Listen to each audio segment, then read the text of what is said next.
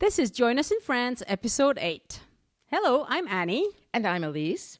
And we welcome you to the Join Us in France podcast, the show where we share the best of France. Elise is a professional tour guide and art historian.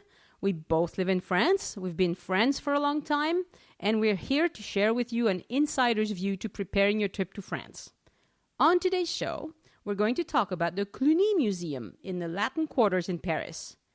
On joinusinfrance.com, you will find our show notes, a map, and some links. We hope you will visit to say hello. We love to hear from our listeners. And now a little music to get us in the mood, and then we'll jump right into it.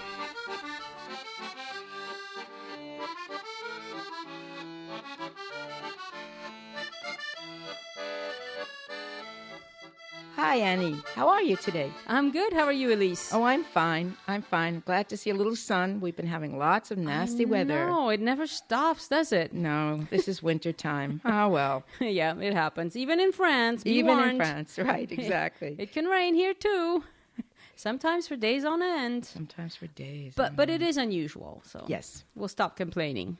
It's Freezerville in North America right now, so I guess I don't feel so bad. No, we're nice and warm. Okay, so today we're talking about the Cluny Museum in the Latin Quarters.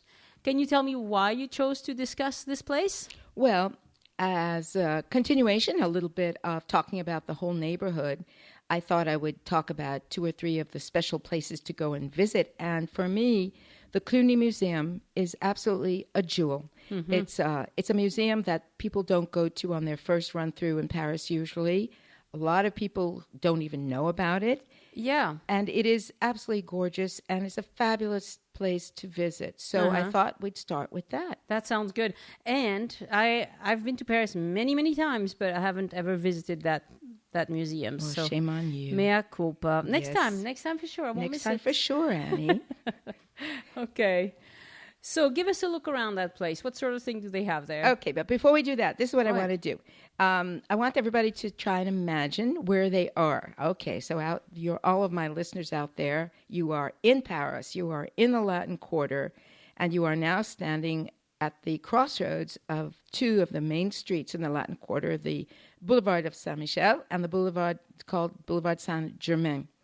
And right there it's actually the southeastern corner. Mm-hmm. So you're right across the street from this very dense, very touristy part that is fun because it's filled with all these restaurants and everything. It's really, really ancient. Mm-hmm. But you come across the street, and right before you will see that there is a small park. There's actually a municipal park there. Okay. And most of the parks in Paris are gated, so these are parks that you can only go into during the day, and generally they lock them down at sundown. Right. But this park is actually quite special because it is set up in a different way from most of the other parks in Paris.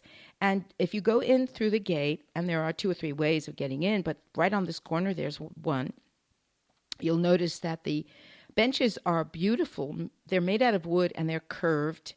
And they fit into this really gorgeous landscaping. And if you keep walking basically down the block, because you're walking along more or less parallel to the Boulevard Saint-Germain now, instead of Boulevard Saint-Michel, what happens is you actually wind up walking into a medieval garden.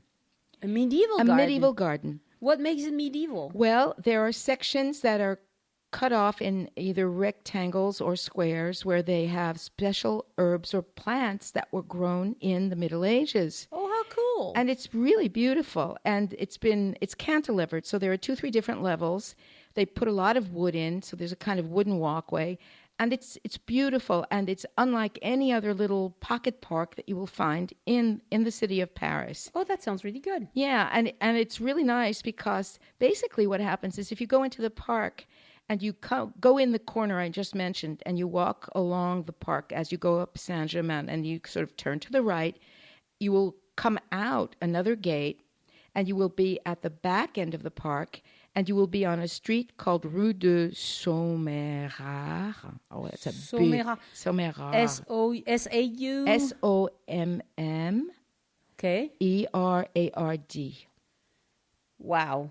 And yeah, wow. It's the street that the museum entrance is on. Yes. There's a teeny little mini square there. It's called Panlevé, but basically you don't even have to know about that.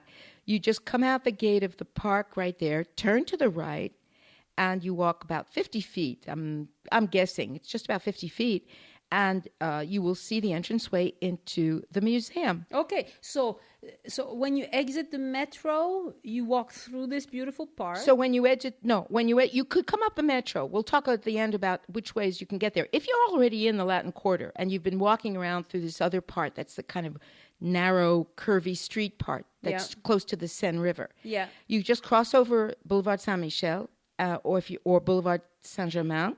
Yep. And you are right there. It's Okay. right there. If you're coming out of the metro, you come up at Saint-Michel or you come up at Cluny-la-Sorbonne, and you are right there. Okay, so now we're going into the museum, right? Right. So we've come out of the park, which, by the way, I just want to say there are a couple of other ways you can actually get to the entrance of the museum, but let me talk about them after I describe what we're seeing, because I think it gets a little bit confusing. Okay. So my idea is it's really fun to start by walking through this little park, come out the back entrance, and then turn to the right on the sidewalk, and you just go a little ways, and you get to the really regal entrance into the courtyard of the Cluny Museum. So let's start by talking about the courtyard, because that's the first thing you see when you go through this very large stone wall, basically, that encircles it.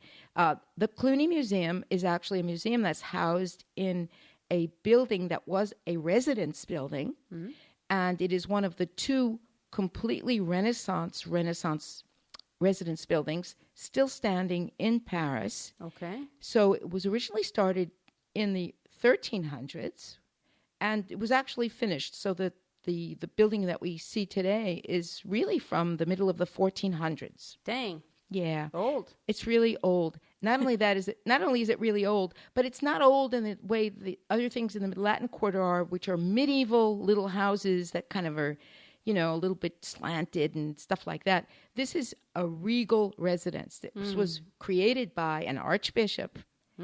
It was created so that people coming to visit the monks in the Cluny monastery, because there was a monastery here, could have a place to stay. And in the Middle Ages, monks and the abbes who ran the monasteries were not poor. And they had money from the church, and they usually were noblemen, so they had money. And so when they wanted to build something and make a nice addition, they just did. They didn't have to worry about it too much. So here we are. We're in this courtyard. It's got cobblestones. Some of them are probably the original stones.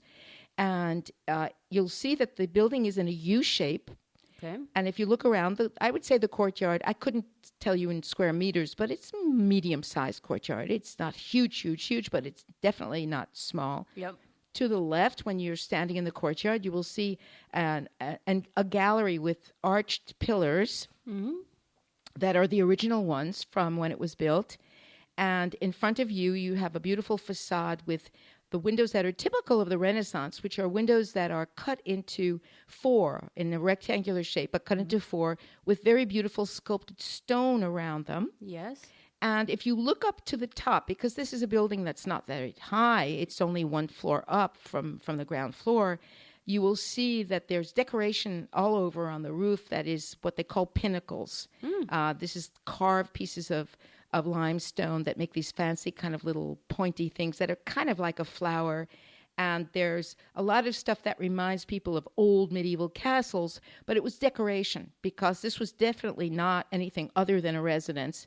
But this is what people did when they wanted to show that they had money. Right. So it's really nice because it gives you an idea of what a fancy, rich Renaissance, how's that for RRR, a fancy, rich Renaissance was in the Middle Ages. And again, there are very few buildings like this left in Paris.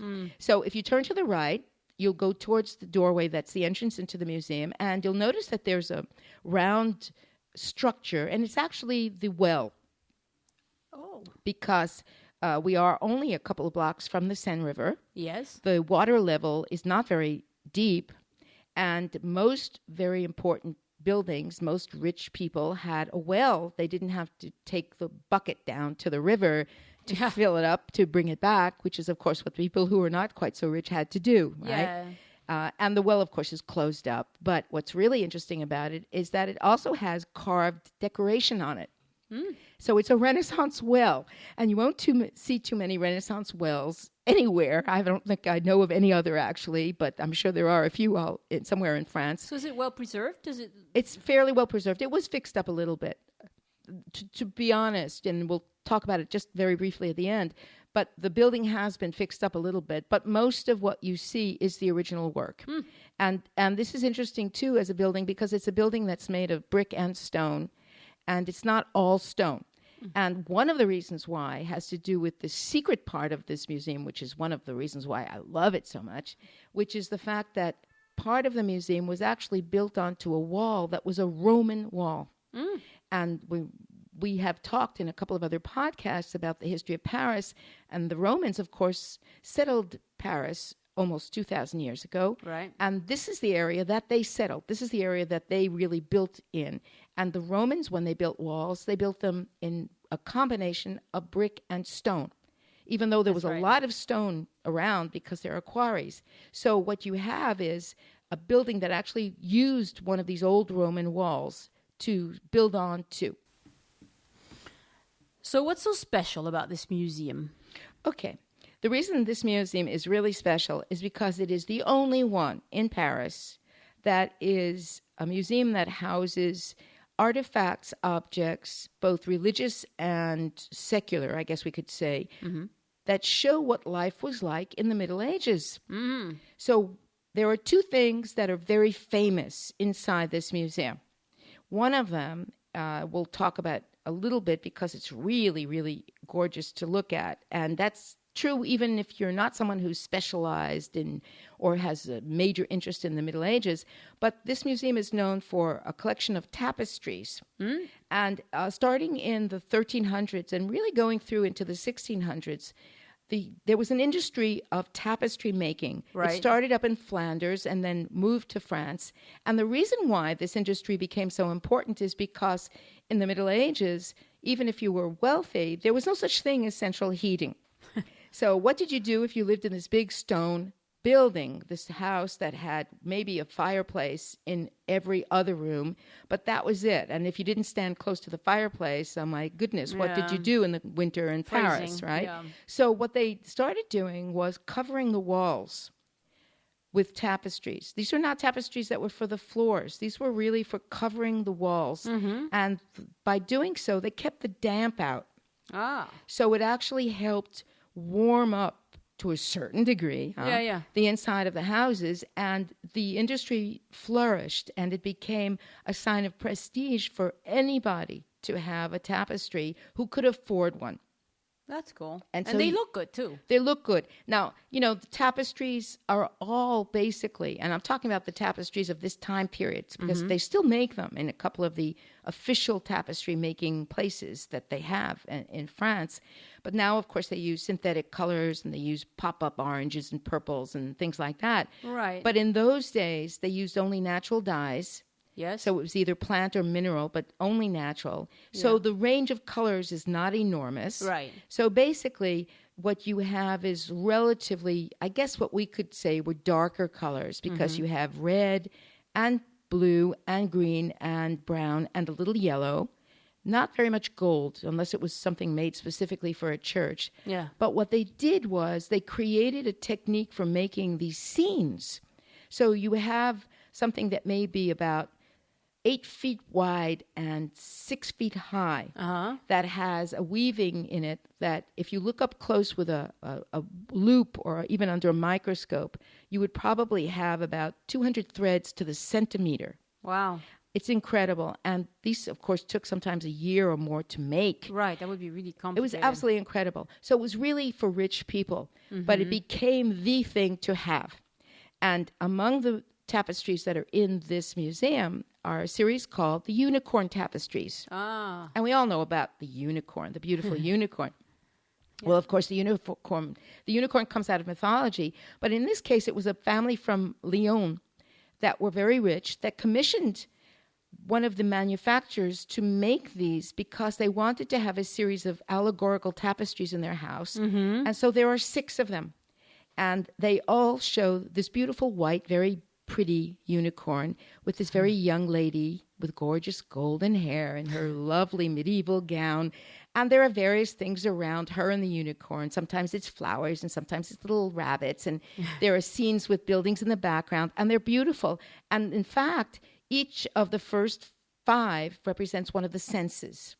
Oh. And that was the allegory that they wanted to develop in these. And then the 6th one shows her under a kind of canopy. And it's supposed to be the one that shows her without any of the senses. So she's got a little kind of sad face, because all of the senses have gone away. But they're absolutely beautiful. They're so beautiful that in the from the middle of 2012 to the middle of, or almost the end of 2013, they all went to Japan for a major exhibit of tapestries and stayed there. So there is a big sign now outside of the museum saying, "Our Lady is back." And I just love it.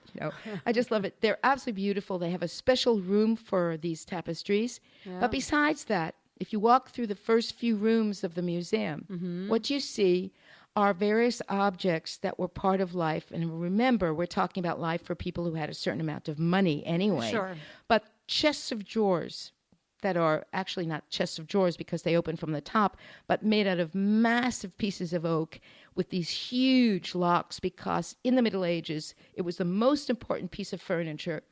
The trunk kind of thing. The trunk, right. And they had these special keys that weighed really maybe 4 or 5 pounds. That's why they talk about the person who walked around with the keys hanging off their waist. I mean, they must have had stooped backs. No excuse. No excuse, right? You can't lose that key. This would be like doing aerobics but backwards.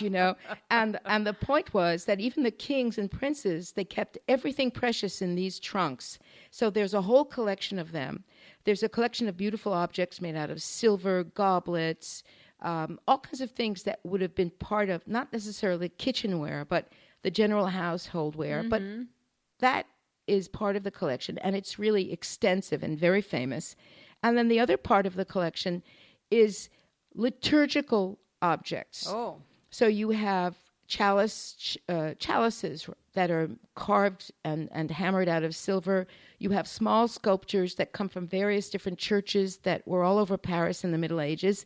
And one of my favorite things besides the lady and her unicorn, 2 rooms in the museum that have really beautiful small pieces of stained glass that are from the early 1200s.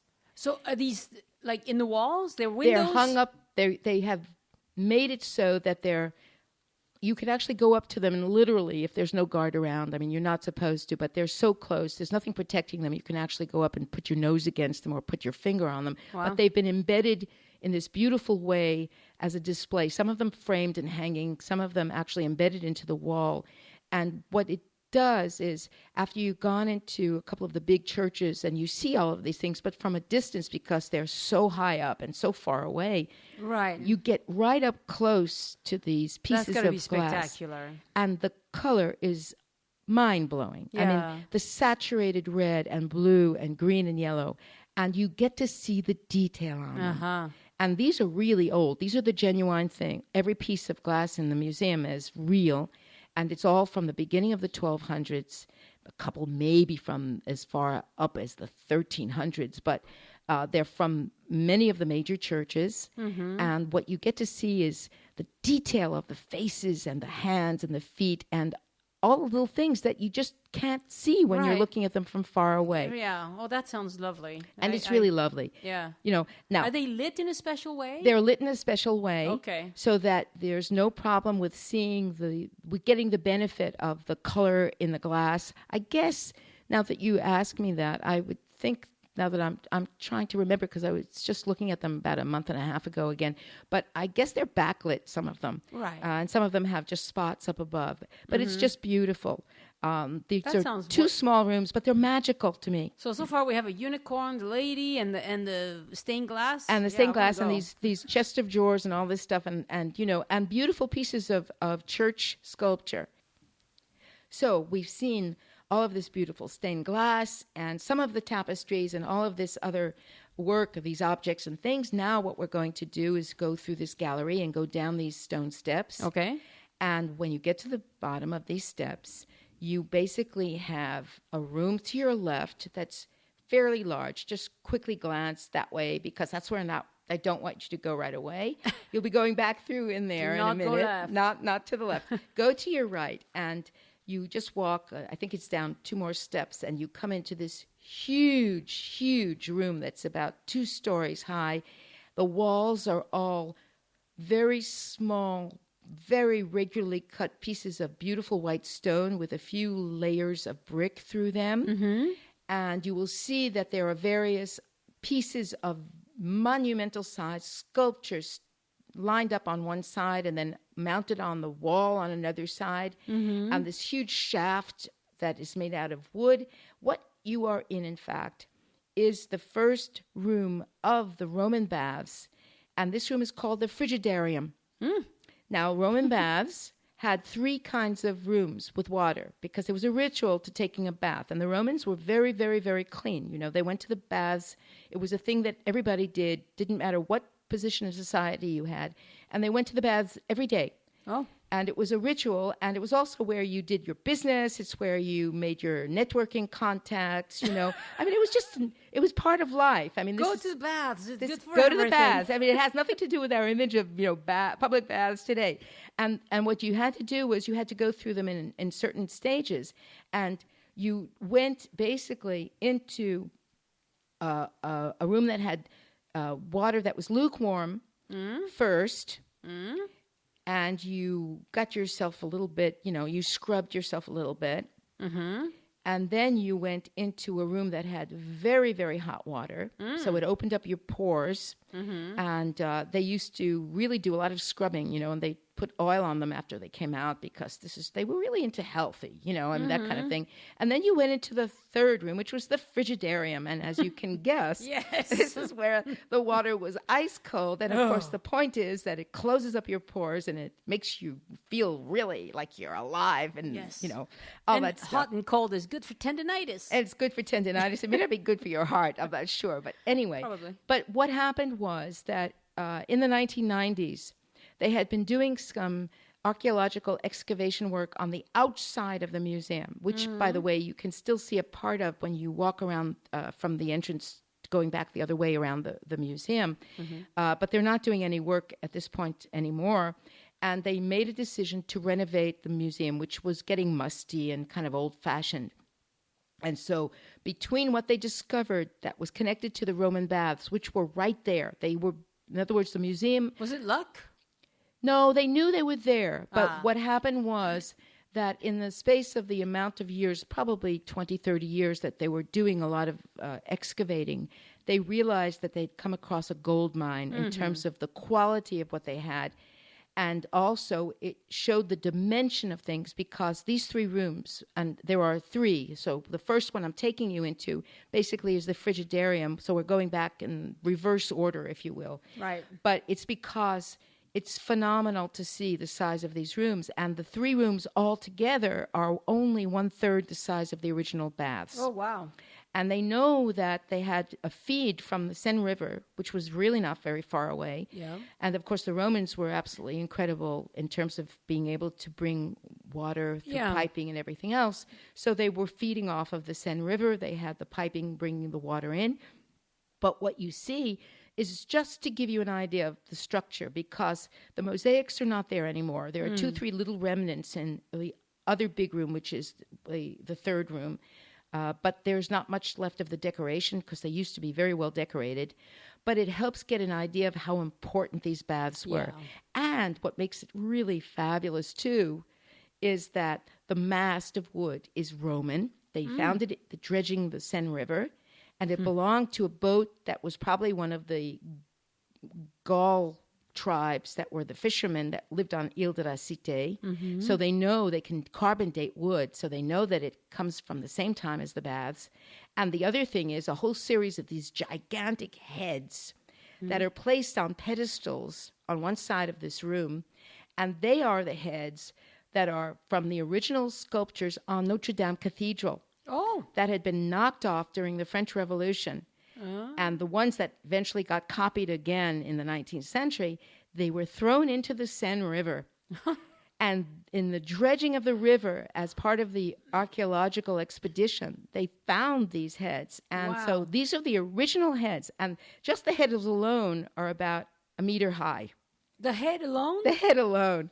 Well, the head and the neck. I mean, they still have to have necks. So you can imagine the size of these sculptures. They're just absolutely incredible to see. And there's a kind of, it's neat because there's a kind of structure that's almost like a bench, and the guard is usually pretty cool. So you can just sort of sit there and contemplate all of this stuff and imagine what it was like as this place went from being the most important Roman baths of Paris to being a medieval house to being a museum, because that's really what you're going through. Yeah. And when you go out of this room, which is the Frigidarium room, you turn not directly in front of you, but to the right, and you go into the room that's actually the biggest of the three. And this was the Tepidarium, and it's enormous, absolutely that's enormous. The medium. That's the hot. medium, Yeah, tepid, tepid water, tepid. We get our, it's funny, I mean, these words really come down to us from all of this. Yeah. And this one, there are places where you can see two teeny little examples of what the mosaics were like. But just standing in it, it gives you an idea of the size of things under the Romans. So it's mind-blowing, really. Yeah. It's mind-blowing. Yeah. And then when you come back out of there, you walk into the third room, which is the one that's now filled with a lot of liturgical objects and sculpture that is very beautiful. And there are tapestries. And you keep going, because from there you go into another room, and that has more objects that are from the Middle Ages, and it's liturgical this time. And then you go back up another set of stairs, not the same one you came down. Yeah. And you have 2 or 3 more rooms, and there's more to see. There's more to see. And it's up to you to decide whether you want to go into each and every room. Yeah. There's one room that has silver chalices and objects that are reliquary boxes and things from churches. There's another small little galleyway that has some more pieces of stained glass. And then the last 2 rooms, before you go out, one has armor. So you can see what some of the armor was like in the Middle Ages. And there's another, I think there are 2 more chests that are absolutely magnificent. And then some objects that were household objects to look at. It's very beautiful work. And then you finally work your way out and you get to the bookstore. Okay. And it has a great collection of books, both about the museum, about the Middle Ages, about Roman times. And of course, one of the things that's really nice in all the museums in Paris, I would say in France in general, but specifically in Paris, is that you can find all these books in many, many languages. Yeah. So you can get a wonderful book and postcard. You can even get a copy of one of the tapestries if you want a small pillow cover to take home. It's a great, great bookshop and gift shop, but specifically it's got great books on this whole time period. It has, even for kids, books on knights and castles and things like that. So it's really kind of neat. Yeah. And basically what I'm saying is that this is a place you can do a visit in going quickly, or you can take a lot of time and do a 2-3 hour visit according to your particular desire. Yeah. But there's no point in missing this museum. It is just fabulous. Yeah. So what's the shortest amount of time do you think you could spend in there? Well, I think some people who might walk in and just want to see either the medieval part or the Roman part would say maybe an hour is just about what they would give it. Yeah. I every time I take people in, I find that if we're in a hurry, I'm always unhappy with an hour and a half, because it's just barely enough to see some of the major things, and I don't take them into every room. I just can't. Yeah. If I want to do a full visit, I would say it's a good 2 to 2.5 hour visit. Yeah. Okay. But it's tiring too. And after a while, let's be honest, if you've seen 2 or 3 chalices or 2 or 3 chests of drawers, you say, okay, I've seen them. You know. I'm done with it. It depends on your mood sometimes. The things that are absolutely not to miss are the tapestries, the Roman bathrooms, and the stained glass rooms. Those are, to me, the absolute musts in this museum. And the rest of it is nice. You can just walk through and get a glimpse as you go on to see other things. That's cool. So basically, just to sum up, we can say that, as far as I'm concerned, this is a jewel of a museum. You may do only one medieval museum in your life. If you are going to, you do the Cluny. And between the Roman part and the medieval part, it's really a must, an absolute must. Well, you've certainly made me want to go, so that's great. Oh, that's cool. Yeah. Okay, so let's just say a couple of practical things. It's a national museum, the Cluny, which means its day off is Tuesdays. Okay. So it's closed on Tuesdays. Okay. Otherwise, it's open every day from 9:15 to 5:30. Okay. As far as I can remember, I don't think it has a late night, because some museums do have a late night, but I believe the Cluny does not. Okay. The entrance fee is €8.50, unless you are under 18, and there is one Sunday, the first Sunday each month, when it's free for everybody. Right.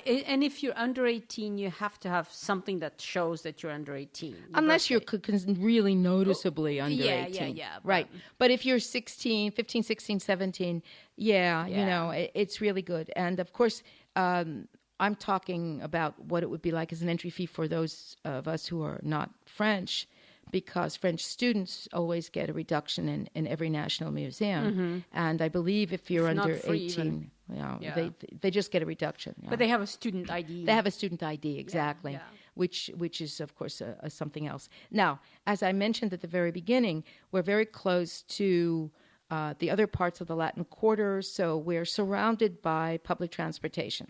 You have the metro stop right at that corner that is the metro and the RER, the suburban train stop, which is called Cluny-La Sorbonne. Yeah. You're 1 block away from the Saint-Michel metro stop. Yeah. You have 2 blocks going one way, an Odeon metro stop, another 2 blocks going the other way, another metro stop called Maubert Mutualité. Yeah.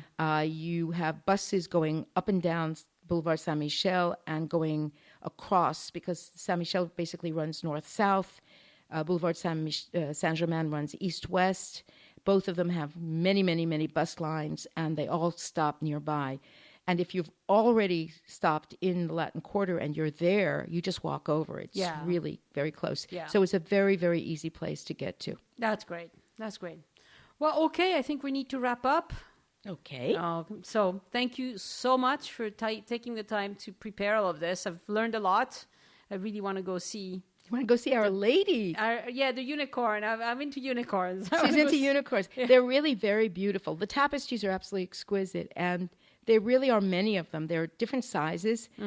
It's astounding when you think of the work that actually goes into them, because some of them have such detail in the scenes, you know. Yeah. So it's really beautiful. Yeah. And then, of course, you have the stained glass, and then you can imagine yourself sitting in the Frigidarium, Annie. Well, I don't know if I'll spend much time in there. Oh, I don't like being cold that much. No. Anyway. Listeners, if you like the show, we'd love for you to go to iTunes and leave us a review, or go to our website, joinusinfrance.com, and write us a comment, ask a question. I don't know what you're thinking about, but we'd love your feedback. And we will talk to you again next week. And see you then, Annie. All right. Au revoir. Au revoir.